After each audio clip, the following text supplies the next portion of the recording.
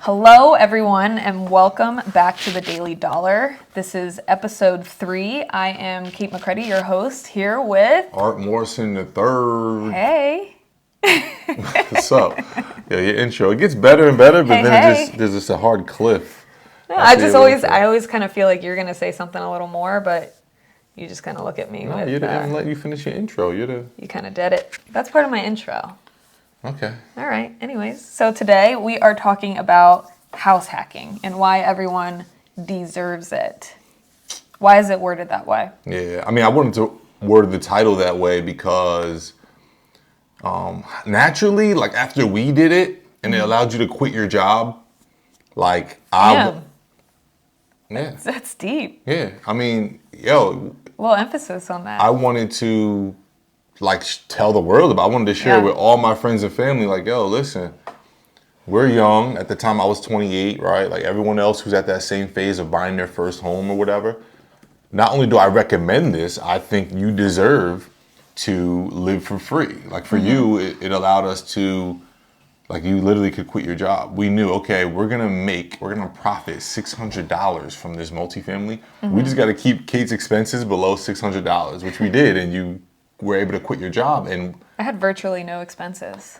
you literally had probably $200 of expenses to your entire name when we bought that house. So that's what made us comfortable with you quitting your job. But if we didn't have that extra income from a multifamily property, then No way. I'm not sure if we would have been confident in you quitting your job, because my income was shaky as an entrepreneur, and this is before like we really exploded in real estate. I think at the time we had one wholesale deal done, so we made $15,000. Yeah. We took half of that and used it as a down payment. Yeah. And bought our first multifamily. So we needed that 15 too. We definitely could have used that 15. It right into a house. And we put it right back in real estate, which really shows like how much we believe in it. So like if you're watching this, you do need to believe in real estate to really benefit it. Like it can't be like, no, I'll throw some money at Tesla. Like it's not like that. Like if you're gonna invest in real estate, you do got to believe in it. And the easiest way to believe in it is by understanding it.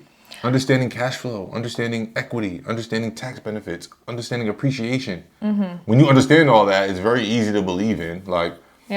So I always recommend, but I do feel like everybody deserves to house hack in some way, shape, or form. Which we can talk about the different forms of it. I do really like that verbiage. Now thinking about it a little more. Yeah. Actually, in the episode, in this on podcast, your first house, like bro. And there's multiple ways you can house hack, and I've always thought this inside, but I gotta give credit to. I was listening to a Bigger Pockets podcast. Shout out to them. They gotta bring us on actually. This is the second. Well, we can submit. It's only been 3 episodes, and we shout them out twice. But I was thinking it. They said it kind of thing, and they said there's multiple ways to house hack, and they talked about having a roommate, which I ended up doing when I used my FHA loan. Yep. They talk about use a roommate as a co-signer, but now you guys split right? Like you charge each other rent, right? Whatever. Then there's buying a multifamily, living on one side, renting out the other side, and living for free. What were some of the other ones they talked about house hacking? But literally it's just being creative for the sake of your financial situation. So like, for example, me and Kate want to save money. Traditionally, you go to the gas station that charges 0.02 cents less than the other gas station, right? When you shop, you use coupons, right? You do all these different things to save money because those are easy and a given.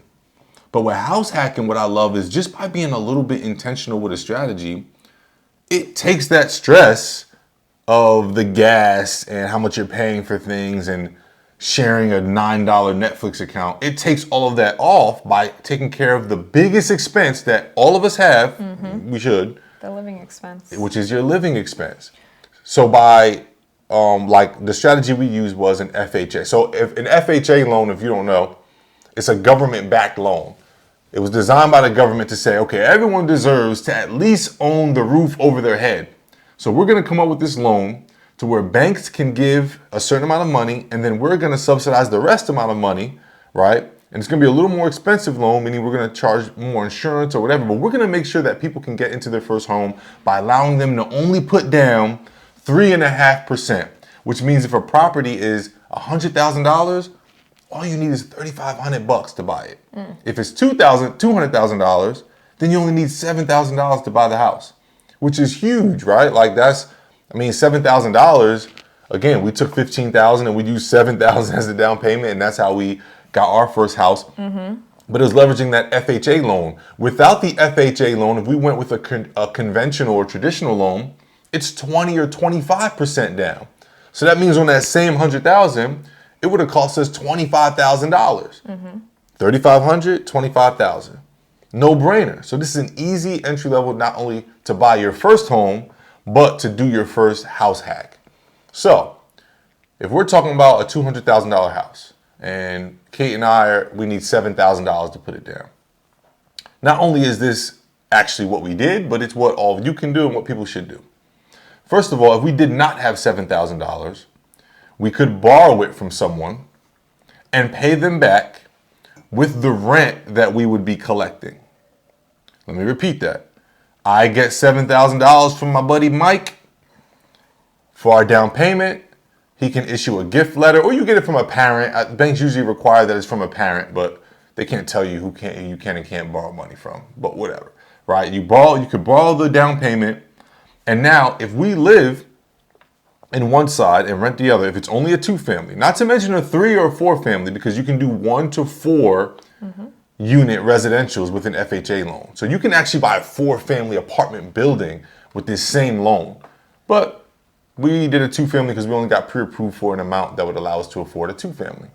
So, and we'll go into other strategies, like this thing gets deep, but we're talking about basic, anyone can do house hacking. We're talking about basic strategies that propelled me to like be a millionaire before 30. So $7,000, you can borrow it and say, all right, our mortgage is going to be $2,000 a month. The unit upstairs is paying $1,200.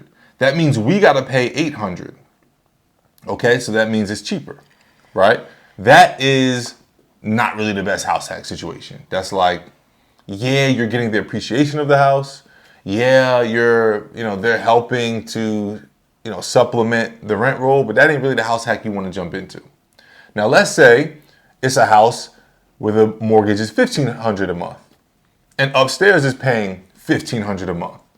That's a wonderful situation for you to house hack and live for free. But there's some situations to where the mortgage is going to be $1,500 a month and upstairs is paying $1,850. And now you're profiting $350 to your pocket, which is pretty much the situation that we were in. It all depends on the area and how you evaluate the deal and what you got the property at, right? So back to the $7,000 that I borrowed. On any of those situations, any of the second two, whether I'm profiting $350 or I'm just living for free, I can create a rent that I think we can afford for 1 year and say, yo, you gave me $7,000 to buy this house. I'm going to give you back $10,000, but I'm going to give it to you over the course of a year. So whatever 10,000 divided by 12 is, I'm going to pay you that monthly in rent for the year. And once you're paid back, I ain't got to pay you no more. You got your money back, but I still have the house. That's one way that you can essentially get a house, not really for free because you paid it, but you were paying rent anyway. So now you have that house forever with only a 30-year loan and a 1-year loan from a friend. But you have the house forever. You get the tax benefits of that house forever. You get the equity in that house forever. You get the appreciation in that house forever. You don't have the power and control over that land forever until you sell. So that's one dope way that you can house hack when you literally don't have any money. Not to mention the FHA loan. In most cases, you only need a 580 credit score to get approved for an FHA loan. The way it works is they'll go as low as like a 580, but that's if your income is strong. If your income is lower, they need a higher credit, right? So if your income is low, they usually need like a 600, 630, 680. It all depends on your income and your credit. But the government wants you to own this first house. So from a house hacking perspective, the reason why they call it house hacking is because this is an easy way to not only buy your first home and have a roof over your head, but also buy your first investment. So we did our first house hack and we lived in it for 1 year because FHA, it's a primary residence loan, so you have to live in it for a year. And then after that year, we moved out, and now instead of living for free, we're collecting rent from 2 people. So now if our mortgage is $1,500 and upstairs pay $1,000 and downstairs pay $1,000, we're profiting $500 a month for doing absolutely nothing. So how much did we put down on that house? On that house, I think we put down $7,000. Yeah, I think it was like between 6 and 7. Yeah, and the house was what, 135? Yeah, so how long did it take for us to make that money back? We were making $600 a month, so it took A year. 1 year. Yeah. And after that year, everything after that was profits. Yeah. Yep. Not to mention, we later ended up refinancing the house and making some cash back from refinancing it because the market is hot, right? Interest rates are low, so we could save money on interest, but also get a higher ARV for our house, and all that's in the middle is cash to our pocket. That's a whole nother strategy, the BRRRR strategy or cash out refinance strategy. But from a house hacking perspective, my second one, 3-family. Me and a buddy co-signed on an FHA loan. My income on paper wasn't enough. I needed a co-signer with higher income. So I said, yo, co-sign with me. We'll both live there. We'll be roommates for 1 year.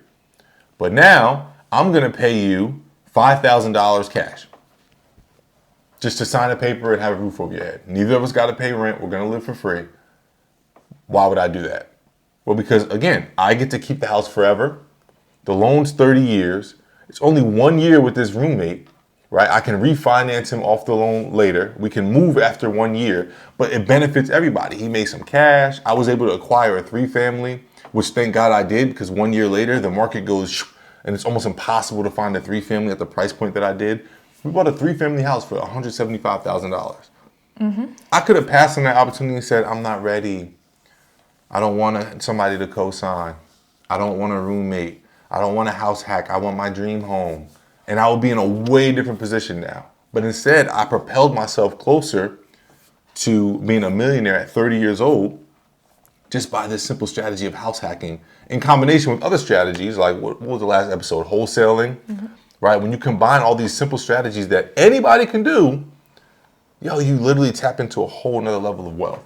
So to be clear, on the first, we purchased 2 houses, right? We did house hacking for both of them. Correct. On the first house, I was the only person on the loan so that we could use my FHA. We didn't share an FHA. Yep. But we put you on the deed. Yep. Right? And when it came time to get the 3-family that you were just talking about, we used you. My FHA. So the way FHA works is that you only can use it once because it's your primary residence. It's a primary residence loan. You can't have 2 primary residences. And if you do, you're probably rich enough to put down 20% or 25% down, so you're not going to qualify for FHA. So, being that we are not married, we could use 2 different FHAs, which is exactly what we did. We leveraged our ability to get FHAs. We leveraged her having a job because she wanted to quit her job so bad. And we leveraged her having a job to acquire the loan, get in the property, stabilize, and then she could quit her job. And then we did the same thing with me. We used my FHA, repeated the same exact process, and now we got 2 houses for 3.5% down. 2 houses for 3.5% down. So that means we bought $325,000 worth of real estate. $325,000 worth of real estate for only 3.5% of that, which is what? I don't know, 10 grand? Yeah. No, more than 10. My bad, I'm bugging. Like 12 or 15,000. Okay.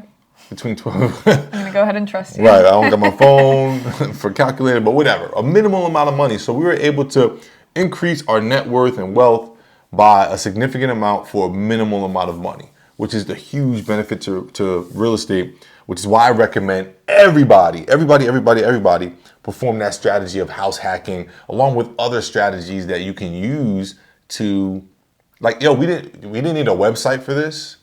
We didn't need an LLC for this. We didn't need really any experience. I mean, this is all stuff. I'm telling you this on this podcast or this video, but like your lender will tell you this. Any lender in the world will tell you these strategies. Yep.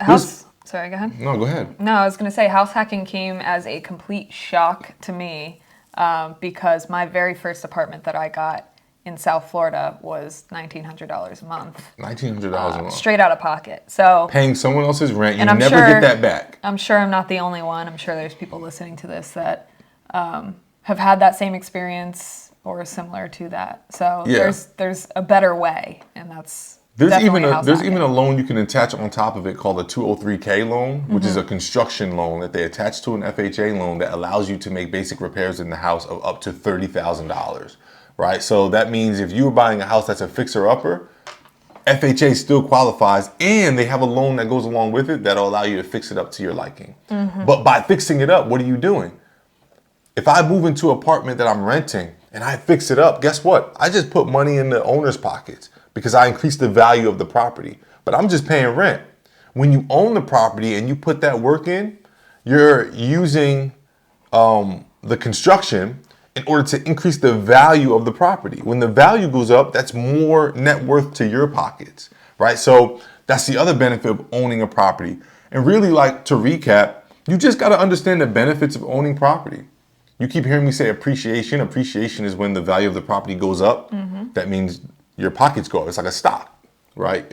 The property appreciates. It's a little safer. We talk about a little safer than stocks, right? You can control it a little more. And you have a tangible asset. Tangible asset that you always, at the very least, can be under when it rains, right? You always can stay inside and stay warm, right? Tangible asset.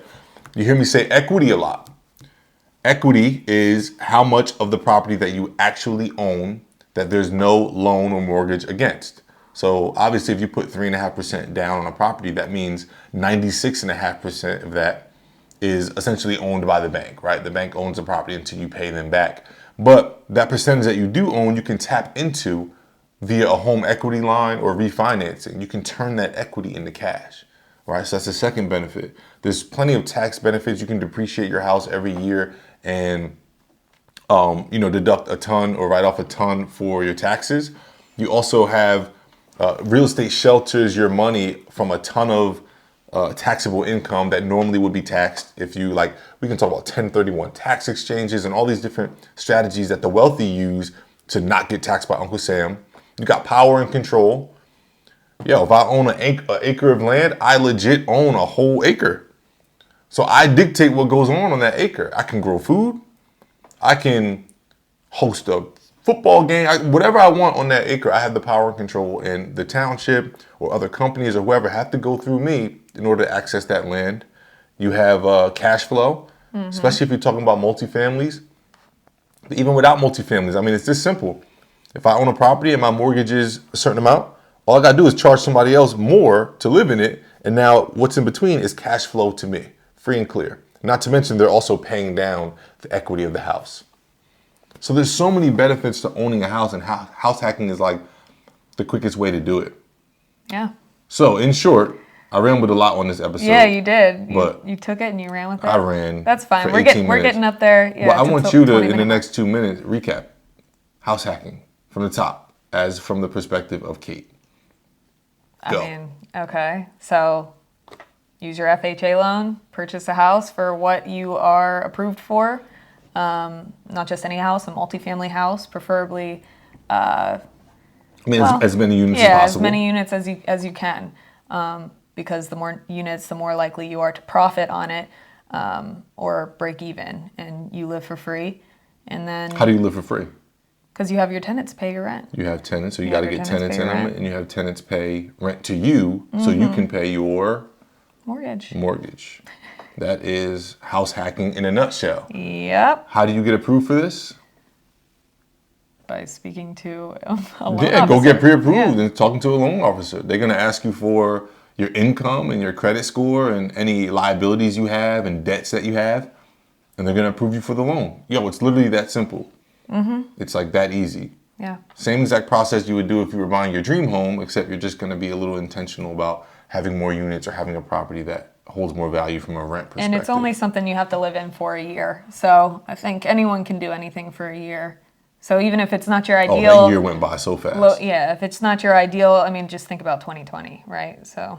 Right. Think about 2020. Yep. So if it's not your ideal location or structure or unit, It's whatever a it may sacrifice, be. and it's an intention for 1 year. I mean, especially while you're young and it's your first home. Like, we don't have kids. It was perfect for us. Now, if you got 3, 4 kids, a family, and... You could still do it. Yeah. There's plenty of multifamilies out there that have a unit that's fit for Suitable that. And if for you a do have a family. big family, likely, well, hopefully, you be able to I get mean, approved it's only for going to more. help for your So, family, right? This is now a Yeah. house where after a year you move out and you go to your family home or whatever. You But could now fill when your that kids, multifamily with your kids one exactly, day. exactly, or pass it down give it to the kids. Right. Like, hey, kids, you're 18 now. I bought this house when your mom was pregnant with you. You can have it. It's yours. I'm gonna sign it over to you. You have 18 years of equity, and now you have monthly. Here's your monthly allowance. What them tenants is paying. You can kick them out and live in it if you want. You can keep like right. So now you have that power and control to do so. It's a great way to build wealth for your family. House hacking. So we have passed the 20-minute mark. Luckily, this thing is Don't every cut day. me off, dog. Cut me off, dog. He's long-winded. No, I mean, it's a strategy personality trait. it's whatever, bro. I didn't want to give you all the short, sweet, like guru version. Like I wanted to give you the details. Where can they get the real details? I wanted to give them the details. Where can they really dive into house hacking? Yo, UnitedHomeRelief.com. I before E, except after C. Just remember how to spell it. UnitedHomeRelief.com. You can access our course that breaks all this down in depth. My bad, you're right. We got the course. I probably gave too much info. Also, you can follow us at United Home Relief on Instagram. You get a ton of content. A ton of value on there. A ton of value in the form of infographics, clips from this podcast, videos of us in the field. TikToks, Reels. Definitely a great follow for sure. You can also follow me personally if you like my voice and want to see what I look like. It's at Art Morrison III, Art Morrison III. And you can follow Kate at the Kate McCready.